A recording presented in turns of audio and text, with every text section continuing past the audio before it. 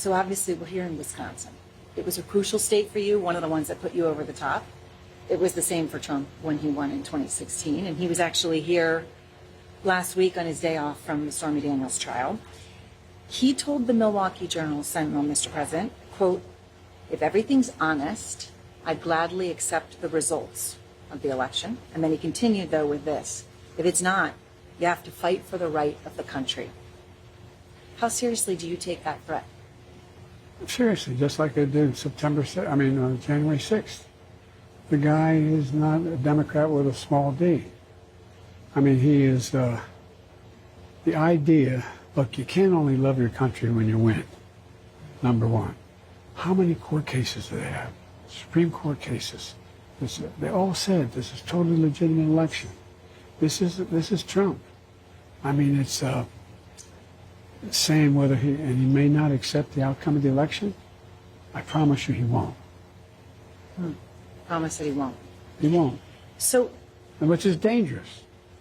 Look, I travel around the world with other world leaders. You know what they all say? Not a joke.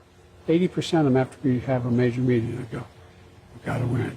My democracy to stay. Their democracy to stay." Because when you think of the things he's saying, if I'm reelected, if he's reelected the president, he's going to make sure his attorney general prosecutes those he tells them to prosecute. And if he doesn't, he's going to fire him on the first. Not just the first. No. He said this about prosecution across the board. He's going to. I am your retribution. What president's ever said anything like this stuff? But he means it. Going to wipe out the changes we made in Medicare, change we made in terms of drug prices, change we made.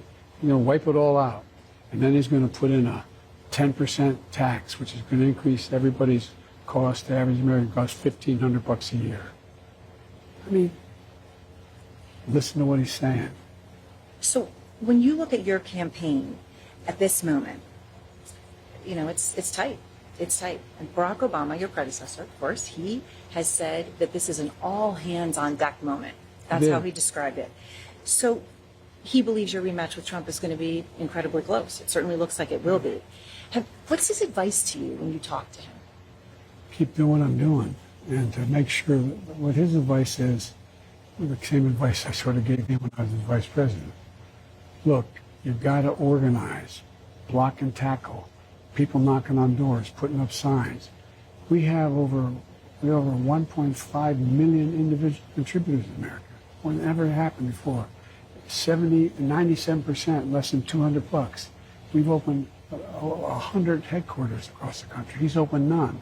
We have 5,000 paid staff. We're doing the block and tackling.